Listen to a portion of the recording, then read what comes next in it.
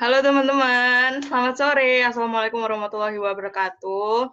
Terima kasih buat teman-teman yang udah nyempatin waktunya ikut webinarku kali ini.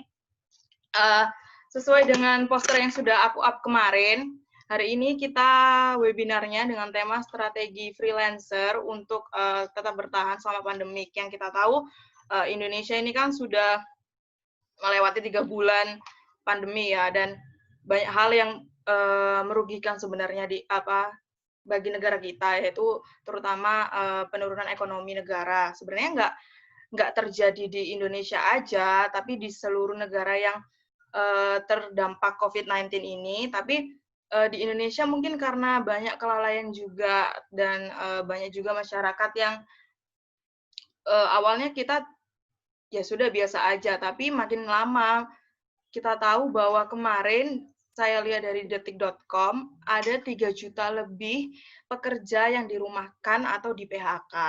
Nah, sebenarnya nggak hanya pekerja aja, tapi juga seperti narasumber kita sekarang, ini Rika. Bisa say hi, Rika? Hai. Jadi Rika ini juga mahasiswa jurusan DKV di IKADO. Dia juga sebagai freelancer, yaitu marketer, graphic design, belum di Cafe and Art, dan juga marketer graphic design Cita Floris, dan juga dia sebagai model MUA, dia juga sebagai pagar ayu di acara-acara pernikahan gitu ya, Rik ya. Nah, selama pandemi ini, aku pribadi sendiri karena berteman lama dengan Rika, tahu struggle dia gimana sih selama pandemi ini, karena dia juga sering curhat. Jadi aku mengajak Rika untuk sharing aja, untuk sharing pengalaman, supaya teman-teman juga ngelihat selama ini itu nggak hanya mahasiswa aja yang merasa stres, tapi apalagi yang freelancer seperti Rika ini. Jadi kita mulai sekarang ya. Untuk pertanyaan pembuka nih, sejak kapan sih Rika mengikuti atau mendapat job-job yang tadi udah disebutkan? Untuk job Pagrayu sendiri udah dari SMA, ya sekitar 4 sampai 5 tahun yang lalu. Terus kalau untuk yang model news sama Pagrayu itu bersamaan, sekitar tahun 2018, ya 2 tahun lalu ya.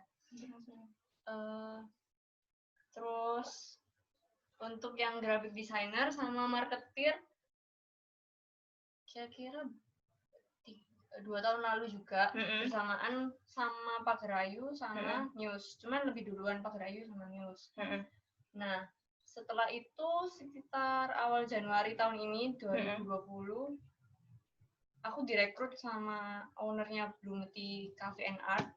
Itu ownernya anaknya dari owner Cita Floris. Jadi Cita Floris sama Bloomty ini ya masih keluarga lah ownernya. Berarti kamu istilahnya dipercaya ya, karena udah dapat dari model MUA, terus kemudian oke, dipercaya Rika direkrut kayak gitu ya. Oke.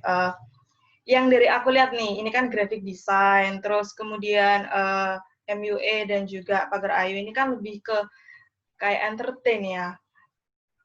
Kenapa sih kamu milih itu? Maksudnya apakah itu memang salah satu faktor kamu, atau mungkin kamu harus kerja di bagian bidang itu, atau enggak? Atau ada alasan lain gitu?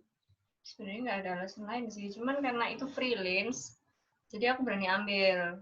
Nah, kalau ambil yang part time kayak part time misal writers atau part time crew di kayak IO atau di restoran-restoran itu kan banyak part time ya. Cuman part time kan waktunya ada waktu tertentu dari misal jam 4 sore sampai jam berapa gitu kan.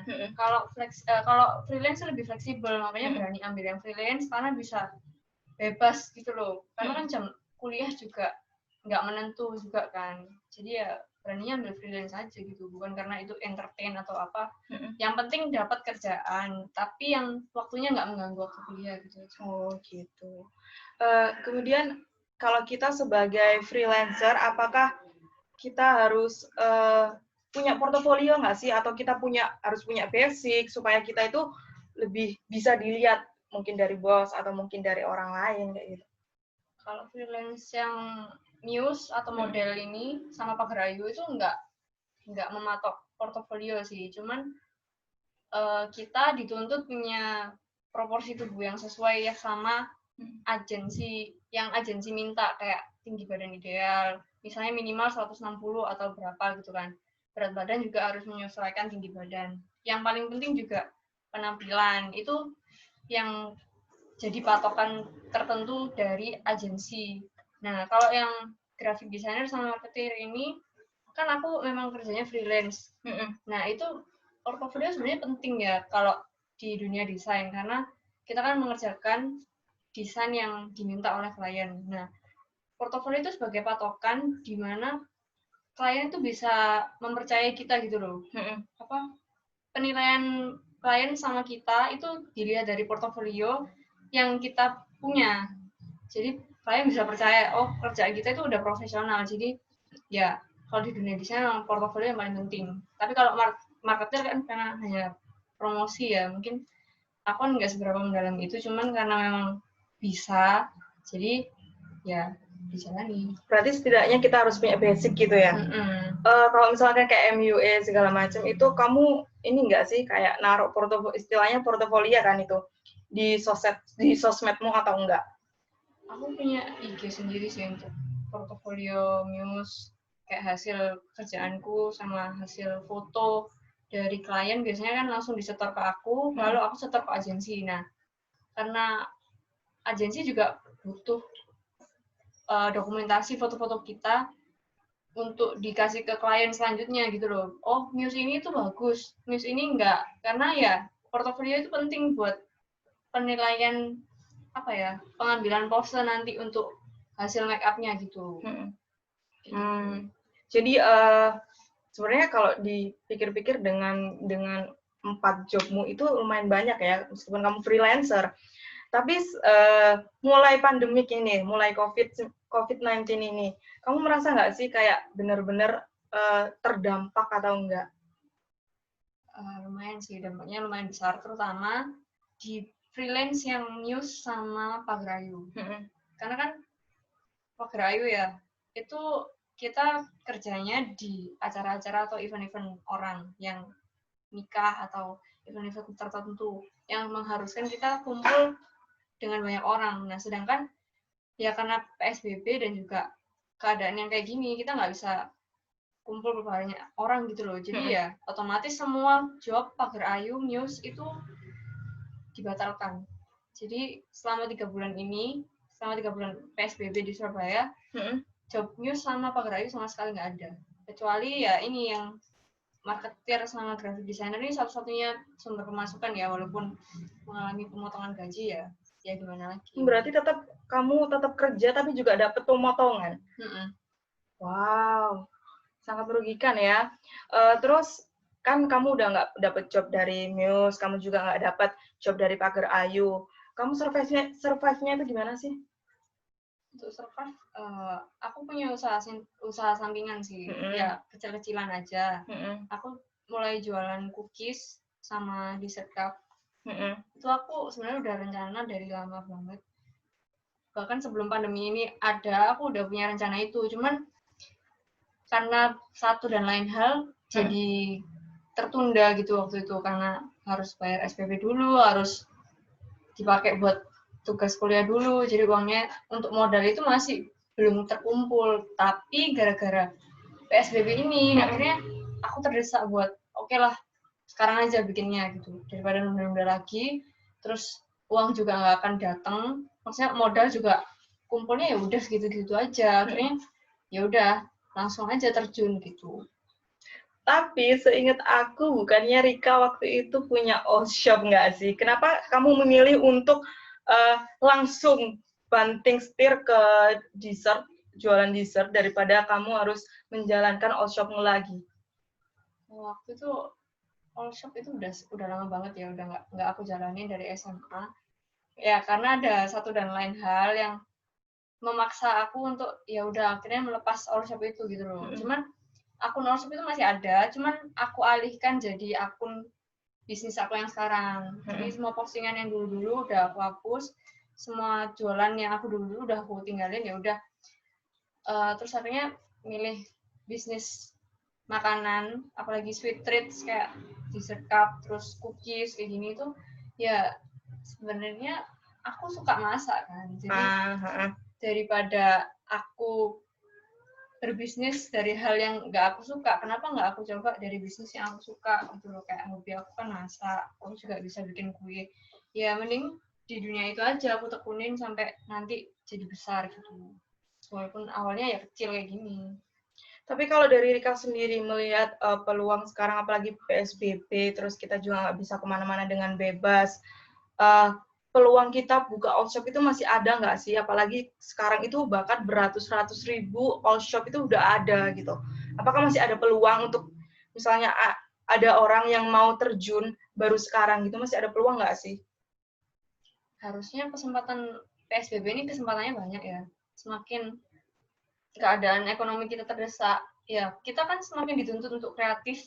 Gimana caranya kita bisa menjual produk, dan produk apa yang bisa kita jual gitu loh. Selama itu nggak menyaingi produk-produk yang udah ada. Maksudnya kita harus berhasil bikin produk yang inovatif gitu loh, yang baru, biar orang-orang itu tertarik untuk beli gitu. Peluang itu nggak tergantung dari situasi sebenarnya, tapi karena kemauan kita untuk terjun ke dunia itu, kalau misal kita nggak mau ya gimana bisa dapat peluang kan ya. Gitu. Berarti buat teman-teman mungkin yang masih mau berpikir bikin all shop itu masih bisa, tapi memang harus punya inovatif yang tersendiri, maksudnya punya inovasi, punya kreativitas tersendiri supaya terlihat, oh ini loh yang beda, all shop ini yang beda gitu. Jadi buat teman-teman yang freelancer baru, terus habis gitu sekarang nggak ada job, mungkin itu bisa jadi alternatif kalian untuk alternatif teman-teman, seperti itu ya. Terus kemudian balik lagi ke pekerjaan yang kamu kerjakan sekarang kan, kamu kan sekarang kayak dessert gitu. Siapa yang mungkin jadi pemuncul ide kamu, atau mungkin oh orang ini yang ngebuat aku bikin kayak fix aku harus bisa jualan seperti ini gitu? Ada 2 orang sih, ada ibu aku sendiri itu kan jualan soya, susu kedelai, sama kayak jajanan pasar gitu. Nah aku ngelihatnya beliau jualan memang tiap hari, cuman kan emang nggak selalu laku, maksudnya nggak selalu habis semuanya. Cuman karena ibu aku berusaha ya kan tiap hari, walaupun ya sehari paling dapat 50.000 itu kan lumayan kan, apalagi buat pemasukan mahasiswa yang masuk kuliah kan ya itu terhitung lumayan banget lah ya untuk dilakukan. Jadi ya oke lah aku maju karena ada mama yang bantu gitu loh, support gitu ya. ada yang bantu jual juga. Terus ada satu lagi itu namanya Cemelia Wijaya. Dia kan salah satu orang yang berperan banget buat aku dapetin kerjaanku sekarang, kayak marketer sama graphic designer itu dari dia lowongannya. Dia itu salah satu kerabat dari ownernya Cita Flori sama Bloom Tea Cafe ini. Jadi aku terinspirasi dari dia karena dia punya bukan all shop sih, kayak bisnis makanan gitu ya, kayak dessert. Dia jual tiramisu, dia jual bomboloni, dia jual makanan-makanan yang manis gitu. Aku terinspirasi dari dia gara-gara waktu itu aku jadi salah satu kayak part-timer atau freelance lah ya, pokoknya kayak gitu lah. Aku pernah kerja sama dia di Basar, waktu dia buka stand Basar di Petra waktu itu. Nah aku lihat dia tuh jualannya kayak gini ya, ternyata jualan kayak gini tuh menarik, makanya aku tertarik buat oke lah, daripada aku diem gara-gara pandemi ini dan nggak bisa ngapa-ngapain kan, ya oke aku akhirnya mencoba bisnis ini gitu loh, dan baru seminggu berjalan udah lumayan sih, udah ada pemasukan juga. Berarti kamu baru memulai ya ini ya, seminggu gitu ya. Kemudian ini enggak sih yang kita tahu karena kamu jualan dessert, kita juga harus hati-hati membuatnya, banyak waktu yang terbuang. Aku tahu itu. gimana cara kamu mengefektifkan waktu kamu kerja, kamu kuliah online, kamu juga mungkin tetap dapat job ngedesain, kamu juga mengerjakan tugas dari kampus, gimana sih? Karena sekarang teknologinya makin canggih ya, jadi sebenarnya udah lama sih.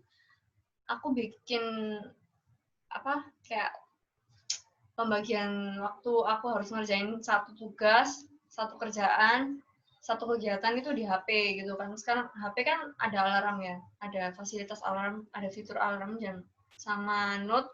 Nah, di situ aku bagi waktunya. Aku harus kerjain tugas ini berapa jam, aku harus kerjain pekerjaan ini berapa jam. Terus sisanya aku harus ngapain itu harus benar-benar diatur. Karena kalau nggak kayak gitu, semua kegiatan pasti bakal berantakan dan aku jadi kurang tidur. Berarti kasarannya nih, kan kamu kan sudah menjadwal semua. Kalau dalam sehari kamu bisa menyisakan waktu berapa jam buat ya mungkin kamu istirahat, mungkin kamu HP-an, Instagraman, segala macam. Kalau di total selama satu hari, ini kalau misal di jam sibuk ya, kayak hari Senin, Selasa, sama Kamis itu kan karena kuliahku ada full satu hari itu dari pagi sampai sore. Karena aku kelas pagi, jadi aku ambilnya pagi sampai sore.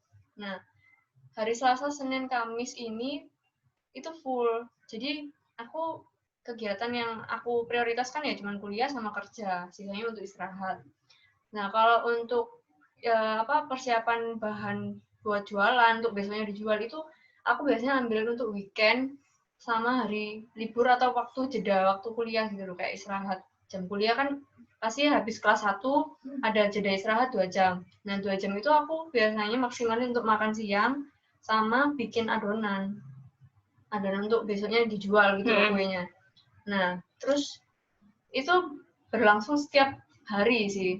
Kalau untuk sekarang berlakunya setiap hari karena emang jualannya kan harus ready setiap hari. Jadi mau nggak mau ya kayak gitu. Tugas pun juga kayak gitu, harusnya ya tiap hari gitu kan. Berarti waktu kamu untuk istirahat minim juga ya? Minim ya, paling cuma 4 sampai 6 jam lah. Itu untuk tidur malam sih. Kalau semisal nih, kalau misalnya kamu ada waktu atau kamu juga merasa jenuh, apa sih kegiatan yang kamu lakukan setiap hari kalau misalnya merasa jenuh banget? Kalau aku biasanya lagi stres, jenuh ya, biasanya aku cuman main sama hewan peliharaan sih, sama anjing peliharaanku di rumah. Kalau nggak gitu nonton drakor. Terus sama kalau sore ya, misal lagi pengen di luar rumah atau ya emang kan sekarang udah transisi, jadi aku manfaatin untuk keluar rumah ya, cuman sekedar sepedaan gitu aja. Ya itu aja. Rika juga ikut bikin konten nggak sih? Apalagi sekarang kan zamannya TikTok itu naik banget. Apalagi semua orang itu bisa bikin konten di TikTok. Rika juga ikut nggak sih? TikTok ya. Sebenarnya bukan anak TikTok. Oh. Cuman karena waktu itu ada beberapa challenge yang menarik, ya akhirnya bikin sama teman-teman. Cuman ya cuman bertahan berapa lama sih? Cuman 2 kali doang main TikTok. Terus habis gitu ya udah selesai, nggak bikin konten gitu lagi. Soalnya ya emang kaku banget. Oh, masih kaku. Buat teman-teman yang mau tanya atau mau sharing juga bisa langsung lewat chat sekarang. Boleh, teman-teman. Oh ya nih, sekarang kan Surabaya kan lagi masa transisi kan, baru beberapa hari. Tetapi dari 2 hari kemarin banyak isu bahwa Surabaya itu direkomendasikan untuk PSBB lagi, gitu kan? Itu gimana menurutmu? Apalagi kalau bersangkutan dengan pekerjaanmu sekarang? Sebenarnya ya gimana ya, kalau misal aku pro untuk dibalikin ke PSBB, ya nggak apa-apa sih. Cuman karena melihat keadaan warga Surabaya itu kan, ya kemarin aja PSBB masih banyak yang melanggar, terus masih ada kelayapan di mana-mana, nggak pakai masker, nggak menjalankan protokol kesehatan. Jadi sama aja, percuma kalau dibalikin ke PSBB. Mending pertahanin aja masa transisi. Ya walaupun ada sekarang kan jumlah pasien positif corona itu kan makin meningkat ya. Cuman ya gimana lagi kalau misal kita tetap stuck berhenti di situ aja, ya nggak bisa berkembang, ekonomi makin jatuh, makin turun, kita ya makin susah juga kan cari uang. ya mending pertahanin aja transisinya, cuman lebih perketat protokol kesehatan sama jaga diri aja masing-masing gitu kan. Sama Iya sih. kayak gitu ya nggak masalah sih. Sebenarnya kalau dilihat-lihat memang problem dari Surabaya sendiri itu memang kurangnya disiplin dari masyarakat Surabaya, kesadaran sendiri. Jadi makanya kita semakin lama malah lebih tinggi ya pasiennya. Ini ada dari Stefani. Aku mau nanya nih, Rika ini kan mahasiswa DKV, kuliah online ini efektif nggak sih? Apalagi DKV kan desain dan butuh banyak praktek. Apakah kuliah online ini bermanfaat bagi mahasiswa yang juga sebagai freelancer? Gimana nih Rika? Kalau aku sendiri merasa nggak ada manfaat sama sekali ya di kuliah online, walaupun emang ada beberapa keuntungan ya, kayak misal kita jadi dipermudah untuk pengumpulan tugas, atau tugasnya kita itu jadi nggak sesulit waktu kita kuliah offline. Tapi gitu, karena aku mahasiswa desain yang memang benar itu praktek kuliah praktek itu banyak banget. Cuman di sisi lain dosen itu juga punya pengertian gitu ya. Cuman ya itu tadi kendalanya kalau misal kuliah praktek itu antara koneksi, antara laptop atau device yang kita pakai itu bermasalah. Kadang jalan, kadang enggak, kadang ya gitulah. Pokoknya kendalanya kuliah online itu banyak banget. Dan waktu kita untuk konsultasi ke dosen itu nggak nyaman sih kalau by chat, kan semuanya harus by chat, email. Kalau nggak gitu di grup itu nggak enak banget sih. Mending kuliah offline kalau aku. Terus gimana nih? Apa kuliah online ini bermanfaat nggak bagi seseorang yang juga sebagai freelancer? Untuk sekarang? Enggak sih. Sama sekali nggak merasakan manfaat apapun gitu loh. Karena ya mungkin masih kaget ya, karena belum terbiasa dengan kuliah dan semua pekerjaan itu WFH. Ya mungkin masih kaget sih, karena semuanya harus online. Gimana kan aku sendiri orangnya ekstrovert yang harus apa-apa langsung bicara ke orang yang bersangkutan gitu loh. Kalau semuanya online, ini itu online, rasanya kayak kaku banget, nggak enak. Terus ya semuanya jadi terkendala kan, karena semuanya harus online. Dan online itu sendiri terbatas gitu loh, membatasi kita banget kan, jadi nggak enak gitu. Jadi gitu ya jawabannya untuk Stefani, terima kasih. Terus ini nih, aku punya salah satu permintaan juga sih, pesan dari Rika. Kan sekarang kan banyak banget mahasiswa yang mengeluh stres, terus karena makin banyak tugas, terus ada beberapa dosen yang mungkin tidak sesuai dengan ini. Bentar, teman-teman.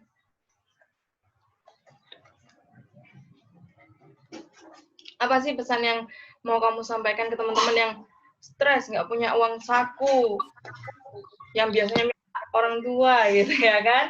Kemudian pokoknya semua serba mengeluh, menyalahkan pemerintah gitu. Gimana? Apa pesan kamu? Atau mungkin kamu mau mengkritik, boleh. Pesanku ya, selama masa pandemi ini kan kita di rumah aja. Tapi dengan dibarengi teknologi yang sekarang mempermudah kita, itu seharusnya kita bisa eksploitasi ya, bahasa kasarnya, memanfaatkan sekejam-kejamnya teknologi yang ada gitu loh. Jangan teknologi yang ada sekarang tuh malah bikin kalian tuh jadi boros, apa-apa belanja online, dikit-dikit belanja online, terus dikit-dikit haul gara-gara lihat video di YouTube. Kalian jadi tergoda untuk beli barang-barang yang sebenarnya nggak kalian butuhkan, cuman kalian pengen aja karena kalian lihat kan. Nah, mending kalian manfaatin waktu sama teknologi yang ada itu untuk explore hobi atau self improvement, apapun yang maksudnya kegiatan yang belum pernah kalian lakuin selama PSBB ini belum berlaku gitu loh. Waktu masih kehidupan semuanya masih normal, kalian tapi nggak sempat ngelakuin itu. Nah, kalian bisa lakuin sekarang, soalnya ya sekarang kan semuanya serba online ya, berarti kehidupan offline kita, real life kita itu masih ada kesempatan untuk melakukan hal-hal yang lebih bermanfaat gitu. Jadi ya misal bisa contoh lah aku, kalau kalian pengen usaha apa gitu yang bisa menghasilkan, ya coba aja, nggak ada yang salah untuk mencoba. Emang di awal-awal pasti ada gagal, trial error, itu pasti wajar. Cuman karena mau usaha, kerja keras, niat, itu pasti bakalan berhasil gitu.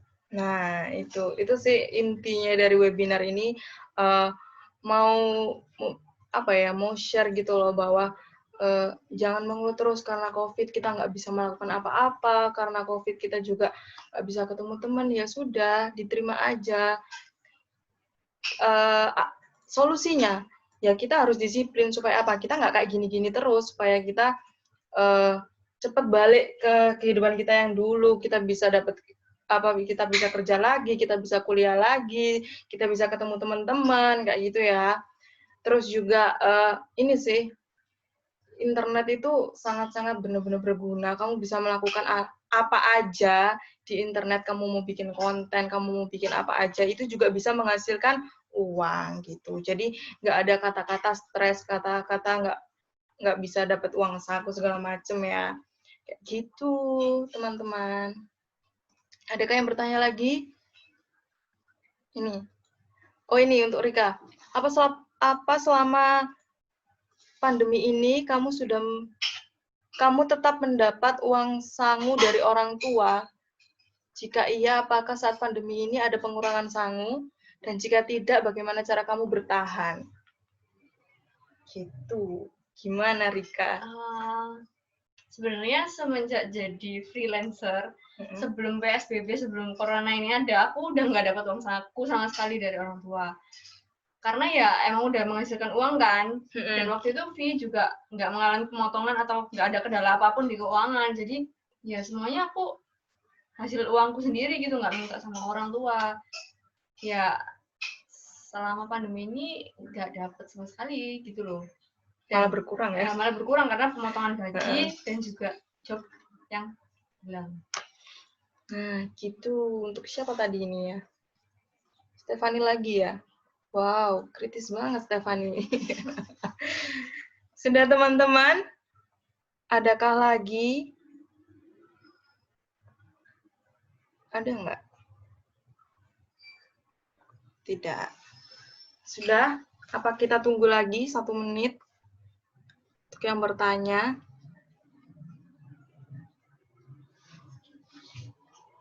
By the way, makasih banget ya buat teman-teman yang udah ikut webinar kali ini, karena sebenarnya waktu pandemi gini banyak banget yang bikin seminar kayak berjubel-jubel. Aku sempat hopeless, tapi untungnya ada teman-teman yang bisa menyempatkan waktunya. Seperti itu. Kalau nggak ada lagi, aku akhiri ya. Terima kasih buat teman-teman yang udah nyempetin waktu. Aku sebagai moderator, maaf bila banyak salah kata dari aku, atau mungkin sedikit terbata-bata karena ini pertama kali aku membuat webinar. Terima kasih. Bye.